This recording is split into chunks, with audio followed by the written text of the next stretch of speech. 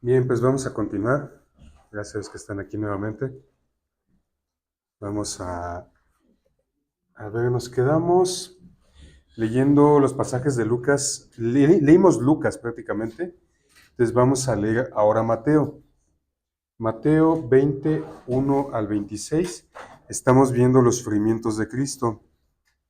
Vamos igual a hacer la misma dinámica. Les paso el micrófono y un versículo a la vez. Vamos haciendo escalas. Mateo 27.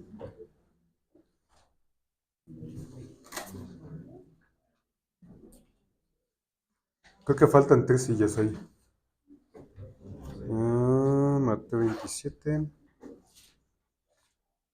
es el uno. Empezamos aquí con Juan Pablo. Es Mateo 27. Mateo 27, del 1 al 26 vamos a leer. Dice, Jesús acusa a escribas y fariseos. Entonces habló Jesús a la gente y a sus discípulos diciendo, ¿no? Mateo, ¿Mateo? Mateo 27. Ah, sí, perdón. Aquí está. Jesús ante Pilato. Venida la mañana, todos los principales sacerdotes y los ancianos del pueblo entraron en consejo contra Jesús para entregarle a muerte. Y le llevaron atado y le entregaron a Poncio Pilato, el gobernador. Hay una pausita. Fíjense, llevaron atado en calidad de delincuente. En la mañana estaba justamente viendo la cuestión de Sansón, cuando Dalila le decía con qué perdía su fuerza. Una de las cosas era atado de manos, ¿no? O sea, es decir, indefenso. Entonces, así también ataban a los delincuentes, a los malhechores, así lo ataron de manos. Que digo, realmente no necesitaba las manos como para liberarse, pero iba así, en calidad de delincuente, en calidad de un malhechor, lo llevaron atados de manos. Si quieres, pasa por acá y ahorita regresamos acá. Vamos. Es Mateo 27, el 13. Mateo 27, 3. Ok. Entonces Judas, el que le había entregado, viendo que era condenado, devolvió arrepentido las 30 piezas de plata a los principales sacerdotes y los ancianos, diciendo, yo he pecado entregando sangre inocente. Mas ellos dijeron, ¿qué nos importa a nosotros? Allá tú.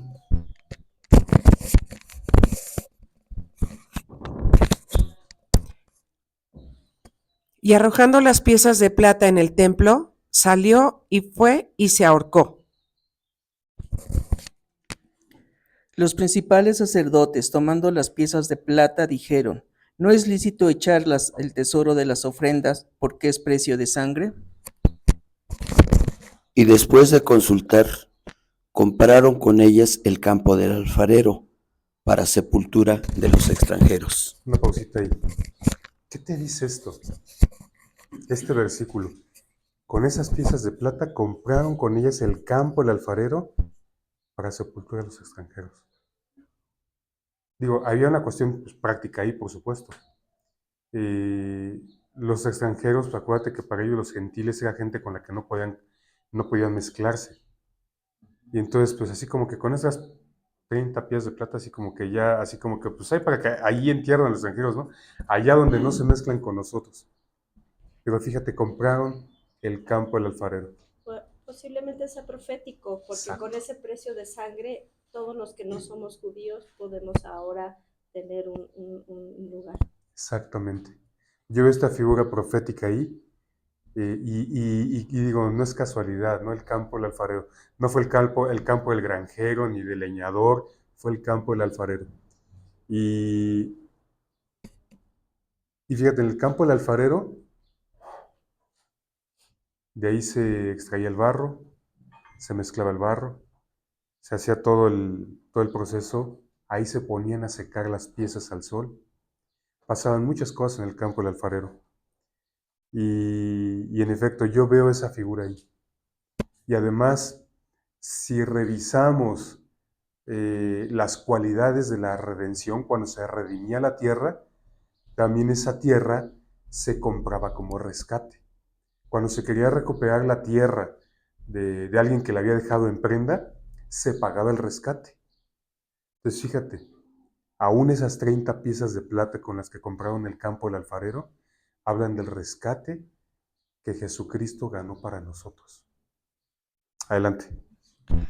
Así se cumplió lo dicho, por lo cual aquel campo se llama hasta el día de hoy campo de sangre. Campo de sangre, ¿no? Justamente. Ujú.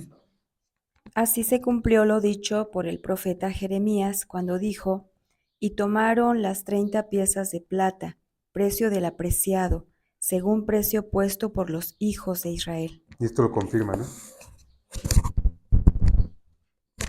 Y las dieron para el campo del alfarero como ordenó el Señor. Jesús pues estaba en pie delante del gobernador, y éste le preguntó diciendo, ¿eres tú el rey de los judíos? Y Jesús le dijo, tú lo dices. Ahí. Jesús no dijo yo soy el rey de los judíos, sino que un gobernante, un principal, lo estaba diciendo acerca de Jesús, y Jesús únicamente lo afirma. Tú lo dices. Bien has dicho, básicamente.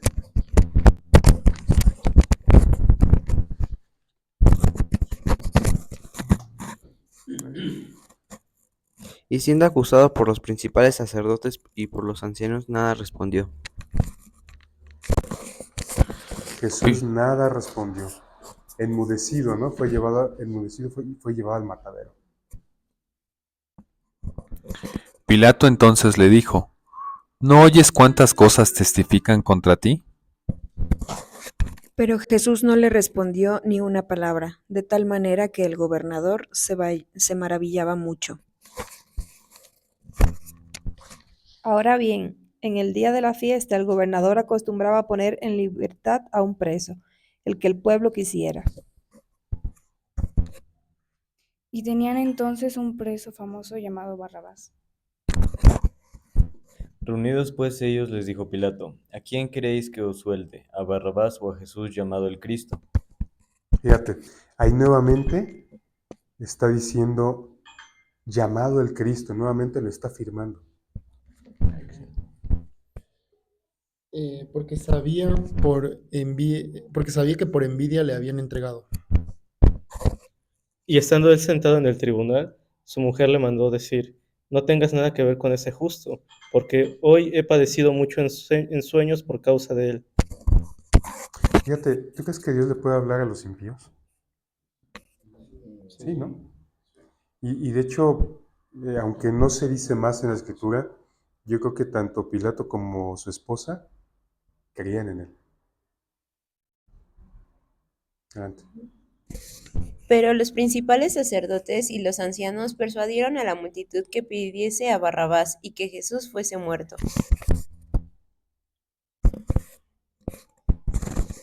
Y respondiendo el gobernador les dijo, ¿a cuál de los dos queréis que os suelte? Ellos dijeron, a Barrabás.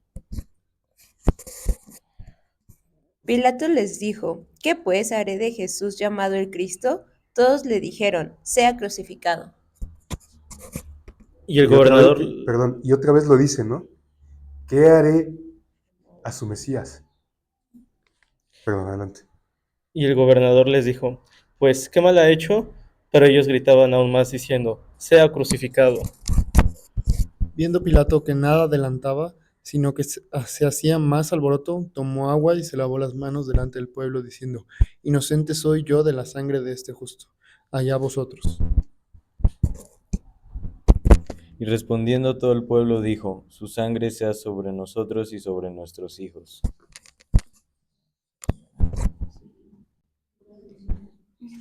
Sí, ¿no? Entonces le soltó a Barrabás y habiendo azotado a Jesús, le entregó para ser crucificado. Los soldados del gobernador llevaron a Jesús al pretorio, y alrededor de él reunieron a toda la compañía. Y desnudándole le echaron encima un manto de escarlata. Hay una escala. Este manto escarlata era símbolo de la realeza. Era un color que estaba relacionado con la realeza. Ellos ya lo estaban haciendo en un tono de burla. Lo estaban haciendo así. Pero no sé si recuerdas cuando vimos lo de los 3 mantos de José. Entonces, este es un manto que tiene que ver con eso. Este manto de realeza. Adelante. Y pusieron sobre su cabeza una corona tejida de espinas y una caña en su mano derecha. E hincando la rodilla delante de él, le escarnecían diciendo: ¡Salve, rey de los judíos! Y escupiéndole tomaban la caña y le golpeaban en la cabeza. Después de haberle escarnecido, le quitaron el manto, le pusieron sus vestidos y le llevaron para crucificarle. Hasta ahí. Porque ya decía la crucifixión y todo esto. Entonces, podemos apenas imaginarnos lo que Jesús padeció por nosotros, la forma en la que Él fue maltratado. Y como lo leíamos acá en la palabra anterior, bueno, aquí está, molido. Él fue molido como se mueve el barro. Y en este caso, si recuerdan la sesión pasada, les platicaba lo de el alfarero con el que fuimos a platicar ahí en Metepec, que una vasija de barro se puede moler y ese barro se puede volver a utilizar. Digo que en este caso es ese tipo de molido. O sea, cuando la vasija ya está hecha, se quiebra y se muele. Entonces, por eso dice aquí golpear en pedazos. Yo creo que esta palabra pues tiene mucho que ver con eso. Es algo que no tenemos desarrollado en la enseñanza que tenemos del barro y el alfarero, pero seguramente esto aplica.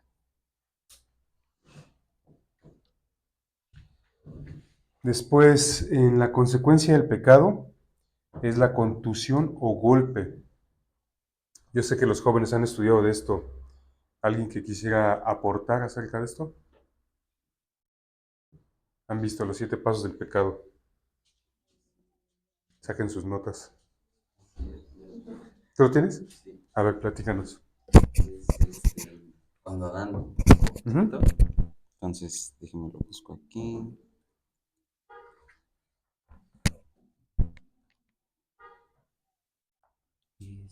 Voy,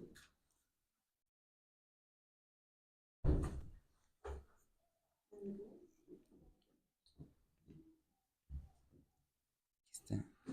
Son los 7 pasos. Ajá. ¿Qué más voy?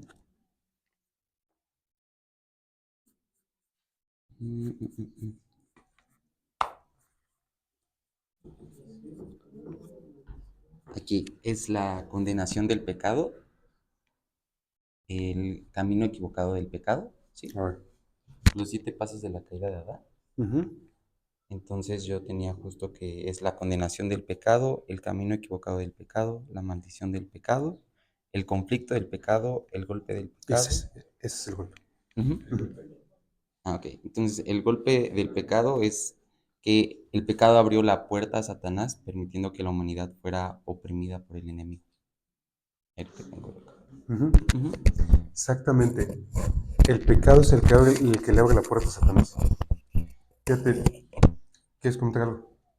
Pregunta. Entonces eso aplica, por ejemplo, cuando nosotros aún ya como hijos caemos en pecado y desobedecemos. Por eso es muy importante venir delante de Dios y arrepentirse, porque si no empezamos a abrir puertas. A eso iba justamente. ¿Por qué nosotros vivimos la consecuencia del pecado? Pues porque abrimos puertas, porque nosotros voluntariamente pecamos. Un hijo de Dios voluntariamente peca. En su espíritu ya es justo, en su espíritu ya es limpio, ya tu espíritu está restaurado. Pero en el alma es donde nosotros decidimos pecar. Y entonces pues recibimos las consecuencias del pecado. Ahora, justamente de repente ahí entre varios hermanos hemos escuchado últimamente la discusión acerca de las maldiciones generacionales. Y entonces, en nuestro espíritu fuimos justificados y no hay maldición generacional que pueda atravesar la cruz de Cristo.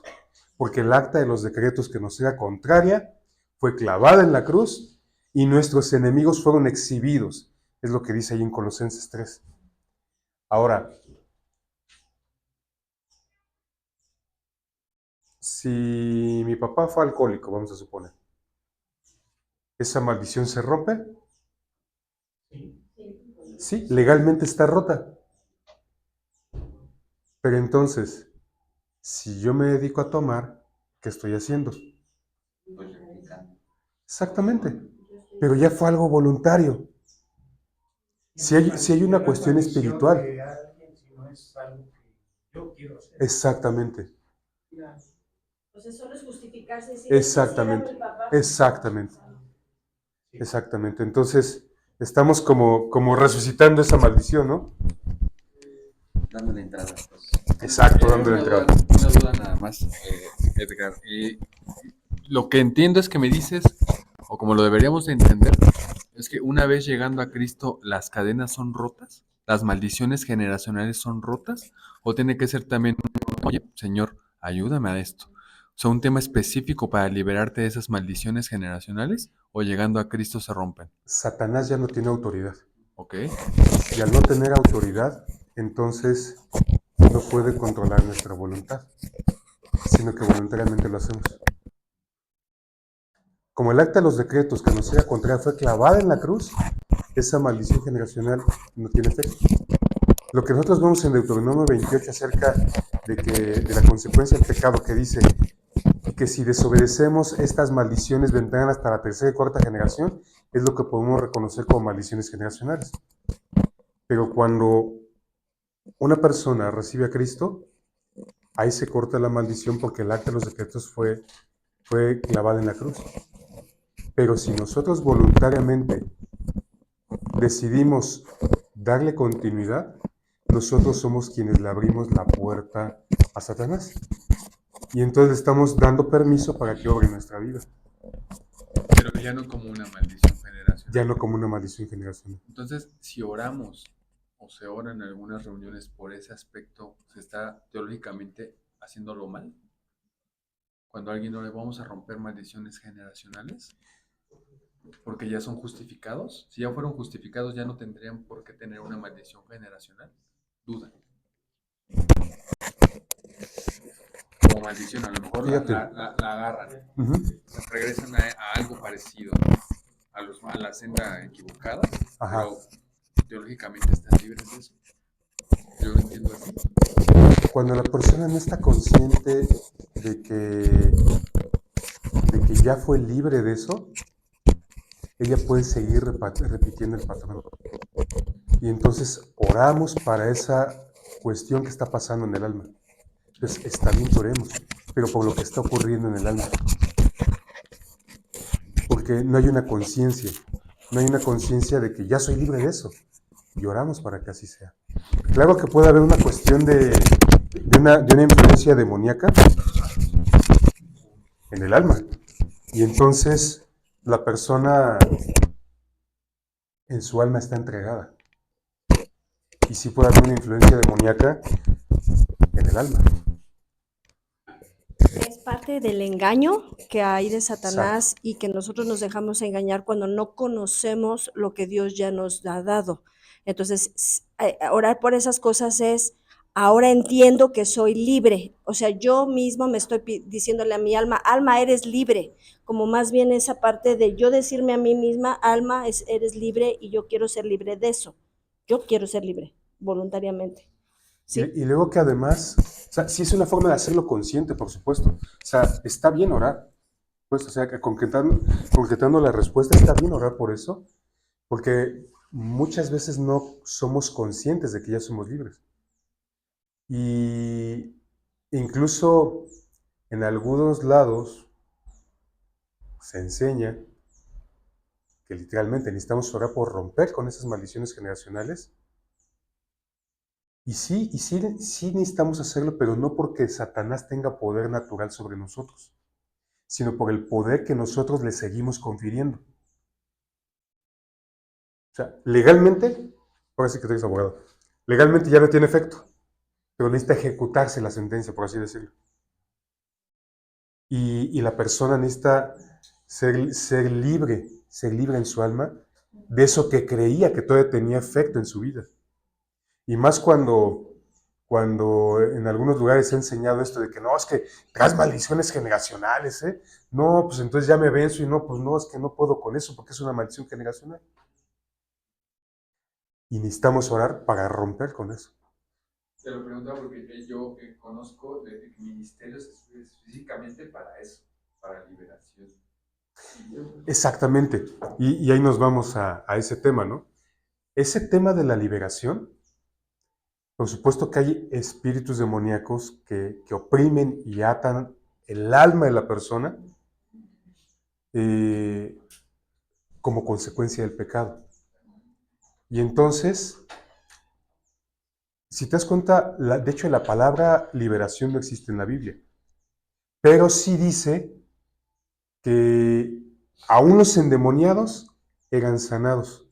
Entonces eso que conocemos o se maneja como liberación, realmente es una sanidad en el alma que produce libertad, que es la libertad que dice en Isaías 61 y que después también Jesús cuando está en la sinagoga y toma el rollo de Isaías, porque viene a proclamar libertad a los cautivos. Esa libertad a los cautivos es justamente decirle al demonio no tienes autoridad sobre él. Y es algo que Jesús hace, es la obra de Jesús. Él vino a proclamar libertad a los cautivos. De algún modo, también ahí tiene respuesta esta pregunta. O sea, sí, podemos y debemos orar por libertad de los cautivos. Incluso libertad de que hay una maldición generacional. Entonces, ahora sí que incluso cuando venimos a Cristo, quizá yo creo que es algo que todos necesitaríamos hacer. Orar conscientemente porque esa maldición que venía tras generaciones no continúe con nuestra vida. Conmigo se corta.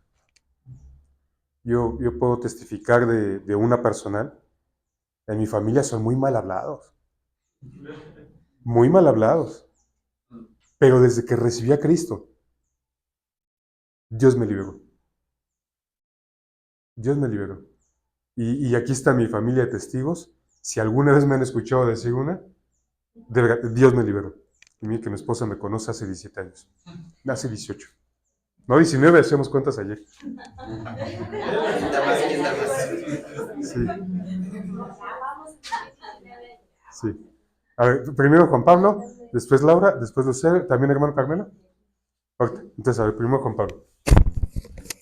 Sí, bueno, nada más también para agregar, me recordó mucho a este versículo de Apocalipsis 12, 10 y 11 que dice, entonces oí una gran voz en el cielo que decía, ahora ha venido la salvación, el poder y el reino de nuestro Dios y la autoridad de su Cristo, porque ha sido lanzado fuera el acusador de nuestros hermanos. Entonces justo eso, que Satanás es el acusador y es el señalador de nosotros, ¿no? Y siempre que cometamos como algún error, Él va a estar ahí señalándonos. Y el que los acusaba delante de nuestro Dios día y noche. Y luego dice, y ellos le han vencido por medio de la sangre del Cordero y de la palabra del testimonio de ellos, y menospreciaron sus vidas hasta la muerte, ¿no? Entonces, exactamente, la sangre del Cordero tiene poder. Hermana Laura. Una pregunta, hermano. Vamos a suponer, usted dice que estas maldiciones es a la tercera, cuarta generación. En este caso no es porque sea del abuelo al papá al hijo, sino que pasaría como fue en el caso del rey David. Él pecó. Su hijo Salomón pecó, pero ¿qué le dijo Dios? A ti, Salomón, no te voy a tocar. Le va a llegar esta maldición a tu hijo Roboam.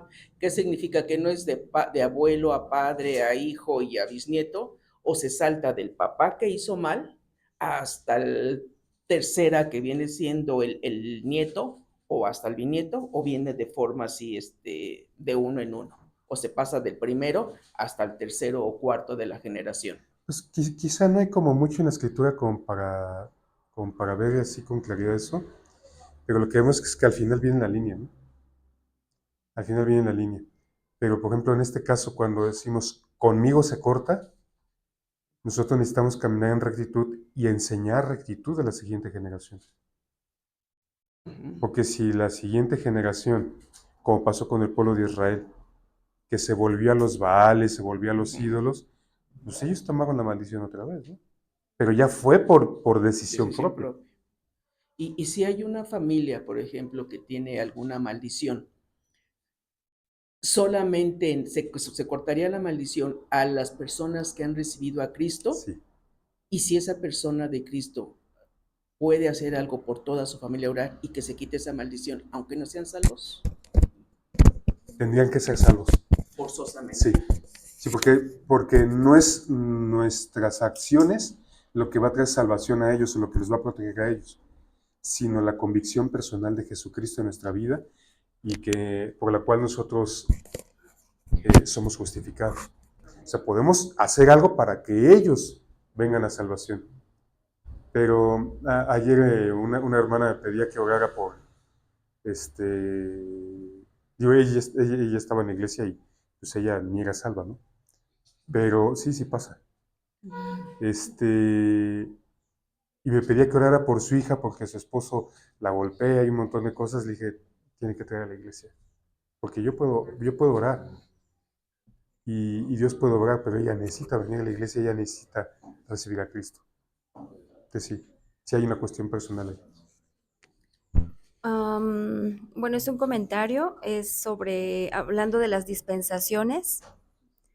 O sea, ciertamente lo que hemos estado aprendiendo en los audios que también mandas en el chat, o sea, el hermano Eleazar habla precisamente de esto, que en el Antiguo Testamento, o sea, fue una dispensación y que a partir de que Cristo comienza su ministerio, Él viene a traer o venimos a vivir en la dispensación de la gracia. Exacto.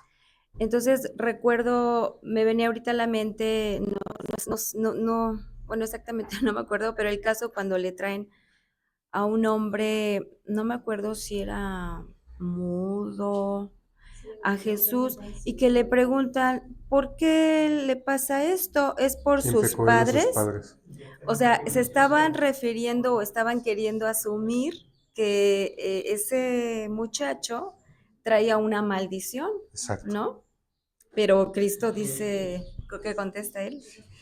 Que no es Dice, no fue él ni sus padres, ¿no? ni Es lo que él ni contesta. sus padres. Ujú. Entonces, como él, o sea, viene a establecer, ¿no? Esta nueva Exactamente. gracia, porque estamos viviendo ahora bajo su gracia. Ujú. Y también una pregunta, ¿es lo mismo maldiciones generacionales que patrones de vida?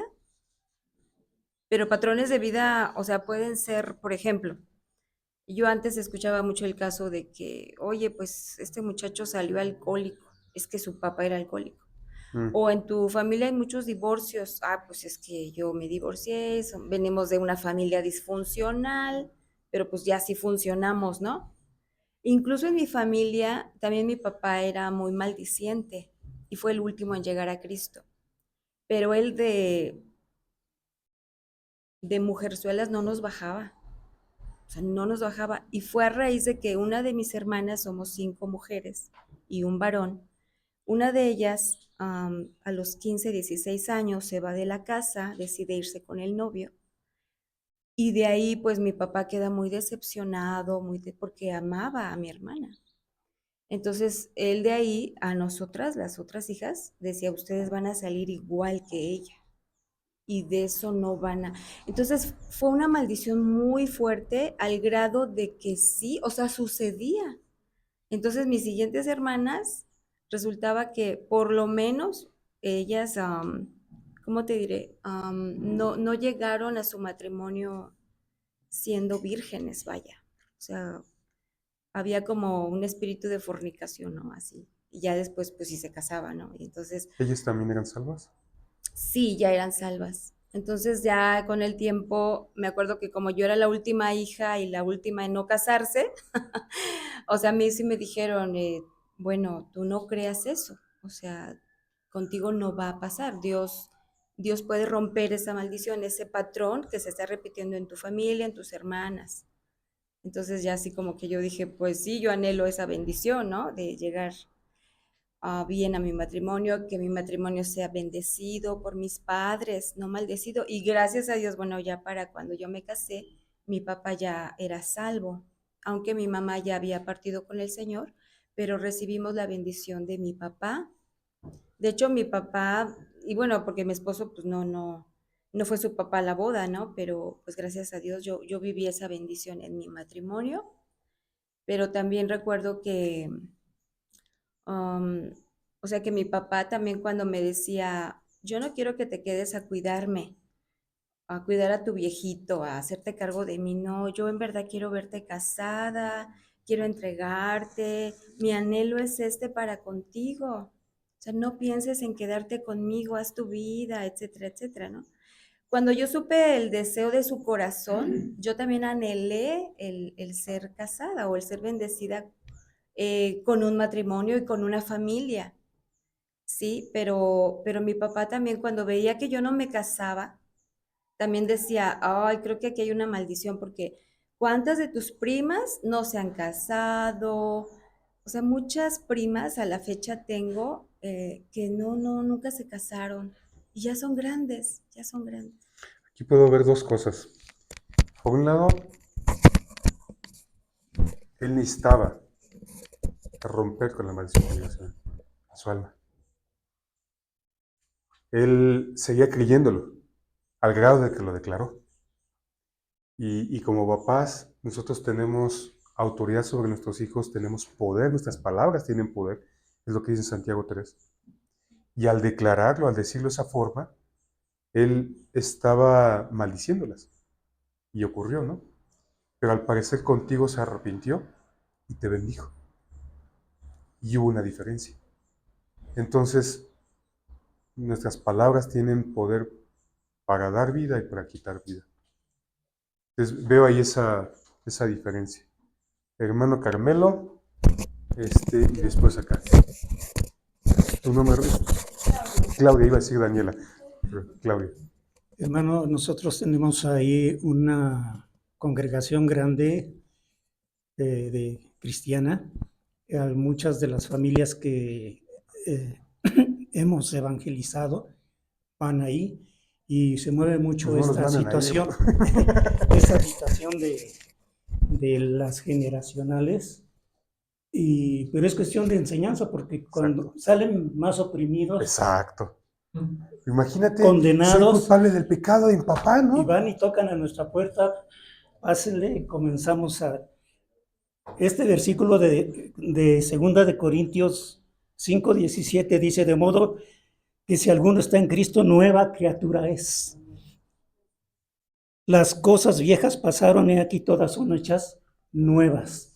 Y con este versículo, bueno, hay más, pero con les hemos ministrado paz, Dios les ha traído paz y pues les hemos enseñado lo que dice la Escritura acerca de que pues el Señor tiene todo el poder en nuestra vida y el enemigo ya no tiene ningún poder en nosotros.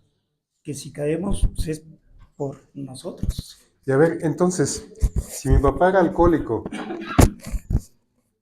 y es así como pregunta de reflexión, si mi papá era alcohólico, yo recibo a Cristo, y ya estaba yo yendo en esa dirección. Como todas las cosas son hechas nuevas, ¿automáticamente eso se rompe? ¿Y ya no soy alcohólico? No, porque es una cuestión de la voluntad. O sea, igual en nuestro espíritu tenemos un espíritu regenerado.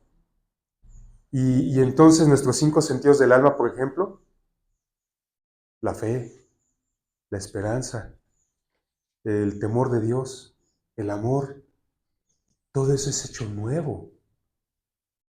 Pero en nuestra alma necesitamos trabajo, por eso el proceso de santificación. Si no, imagínate qué padre, ya recibí a Cristo, ya estoy santificado. Entonces sí, este versículo aplica sobre todo para las cuestiones del espíritu. O sea, sí. Y no pasamos una diapositiva, Sobre este tema yo creo que por eso es que se nos dio el Espíritu Santo, porque el Espíritu va a estar con nosotros en ese proceso constante de caminar con Él y de ser transformado, como dice la palabra, sea renovada su mente. Exactamente. Y entonces en este tema de liberación, verdaderamente en la cruz, todo fue pagado, Sí. todo. Hay libertad en la cruz. Pero nuestra mente tiene que seguir renovándose día a día. Exacto, Nuestra exacto. alma tiene que seguir liberándose. Y ahí entra como esa necesidad de nuestra conciencia, de ser alumbrada por la palabra, de ser guiada por el Espíritu. Y me recordó la palabra de la fe de la mujer sirofenicia, cuando Jesús le dice, pero Jesús le dijo, primero deja que los hijos queden satisfechos, porque no está bien quitarles a los hijos su pan y echárselo a los perritos. Yo cuando leí esta palabra marqué su pan y dije, ¿a qué pan se refiere Jesús? Y yo creo que Dios me hablaba de que ese pan es esa libertad espiritual y del alma que Jesús nos da a sus hijos.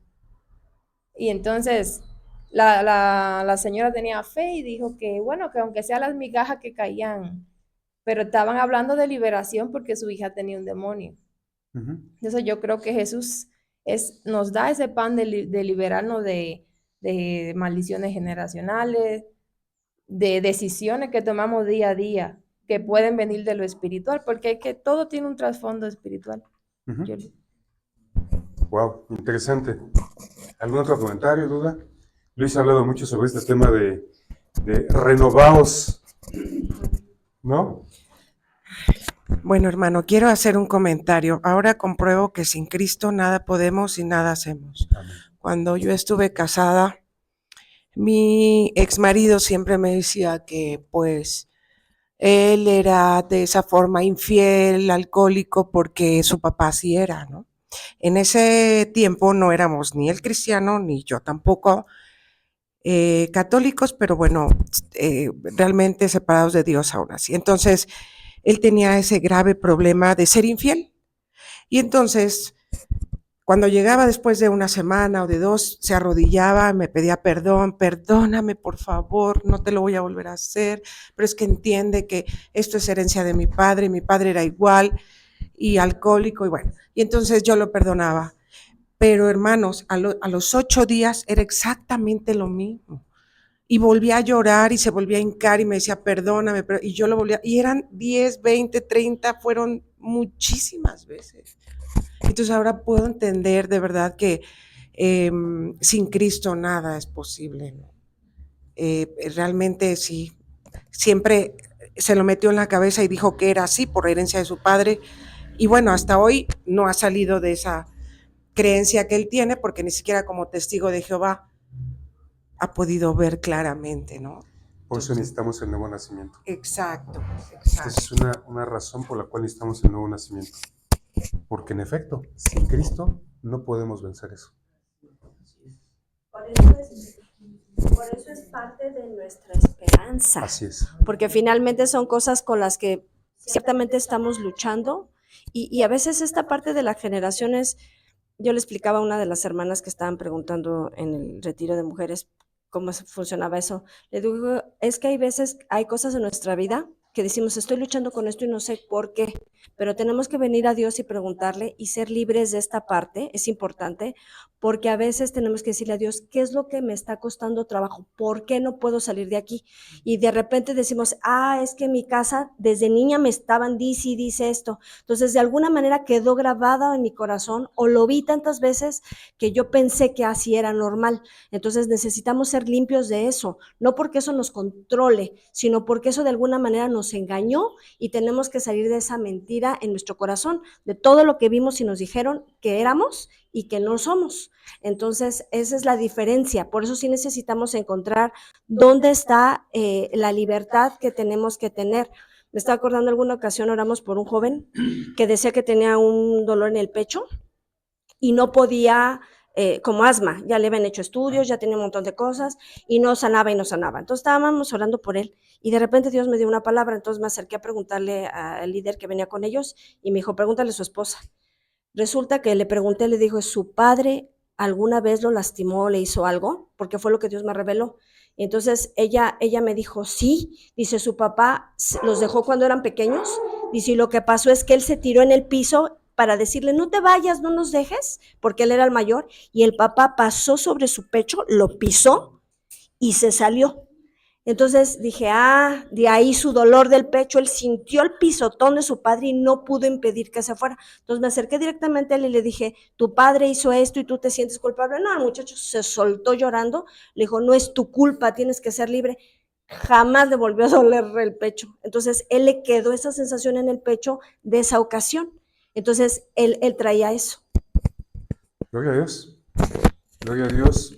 Lo que podemos concluir y cerrar en esta mañana es que necesitamos ser conscientes. Sí necesitamos orar por ello. Y por eso necesitamos la palabra, porque es la verdad, y el Espíritu. Y conoceréis la verdad, y la verdad os libertará. Dios les bendiga.